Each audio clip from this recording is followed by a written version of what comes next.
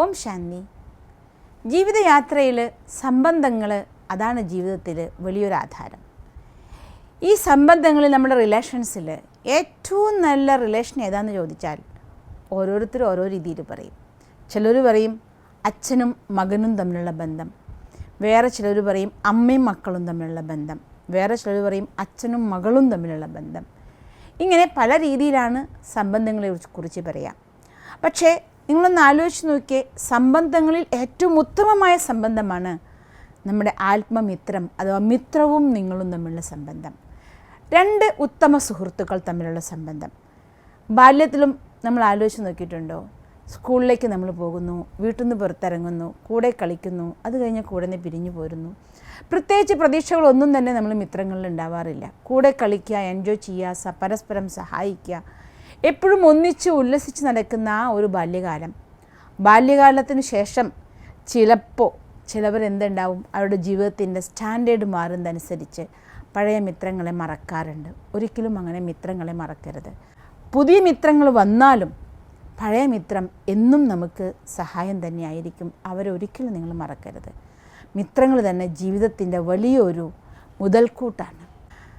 നല്ല ഒരു സുഹൃത്ത് ബന്ധത്തിന് വേണ്ടി, നല്ല മിത്രതയ്ക്ക് വേണ്ടി, നല്ല മൈത്രിക്ക് വേണ്ടി ശ്രദ്ധിക്കേണ്ട ഒരു 3 കാര്യങ്ങളെക്കുറിച്ച് നമുക്ക് മനസ്സിലാക്കാം. ഒന്ന്, വിശ്വാസമാണ് ഏറ്റവും നല്ല മിത്രതയ്ക്ക് അഥവാ സുഹൃത്ത് ബന്ധത്തിൻ്റെ ആധാരം. വിശ്വാസം, ഒരു മിത്രം എന്ന് വെച്ചാൽ പിന്നെ അവിടെ നമ്മൾ ഒരു വെള്ളം കലർത്തരുത്. വിശ്വസിക്കുമ്പോൾ അവരെങ്ങനെയാണോ അങ്ങനെ നമുക്ക് വിശ്വസിക്കാൻ സാധിക്കണം. അവർ പറയുന്നതിൽ എന്തെങ്കിലും ശരിയല്ല എന്നൊരു തോന്നൽ നിങ്ങളുടെ ഉള്ളിൽ വന്നാൽ പോലും അവിടെ നമ്മുടെ ആ ഒരു ബന്ധം അഥവാ ഒരു സുഹൃത്ത് ബന്ധത്തിന് ഒരു ചെറിയ വിള്ളൽ വരും. അതുകൊണ്ട് മിത്രത്തിനെ പൂർണ്ണമായി വിശ്വസിക്കാൻ നമ്മൾ തയ്യാറാവണം. രണ്ടാമത്തെ കാര്യം, മിത്രത്തിൻ്റെ കൂടെ എപ്പോഴും നിങ്ങൾ നിൽക്കണം. ഒരു മിത്രത്തിന് എന്തെങ്കിലും തെറ്റായ വഴിയിൽ അവർ പോയാലോ, അവർക്കൊരു അബദ്ധം പറ്റിയാലോ അവരെ നിങ്ങൾ കുറ്റപ്പെടുത്തരുത്, ഒറ്റപ്പെടുത്തരുത്. ആ വഴിയിൽ നിന്ന് അവരെ രക്ഷിക്കാനും നിങ്ങളുടെ കൂടെ അവരുടെ ഉയർച്ചയിലേക്ക് വേണ്ടി കൂടെ കൊണ്ടുപോകാനും അല്ലെങ്കിൽ അവരുടെ യാത്രയിൽ അവരെ സഹായിക്കാനും നമ്മളെപ്പോഴും തയ്യാറാവണം. അതാണ് ഒരു ഉത്തമ മിത്രത്തിൻ്റെ ലക്ഷണം.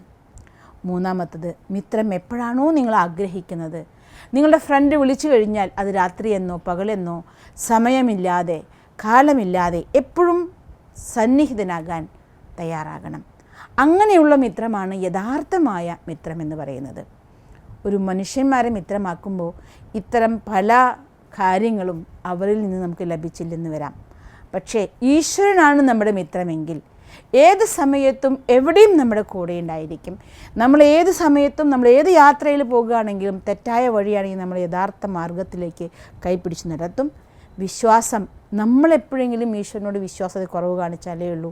ഭഗവാനാകുന്ന മിത്രം ഒരിക്കലും നമുക്ക് വിശ്വാസവഞ്ചന ചെയ്യില്ല, അല്ലെങ്കിൽ നമ്മൾ വിശ്വസിക്കാതിരിക്കില്ല.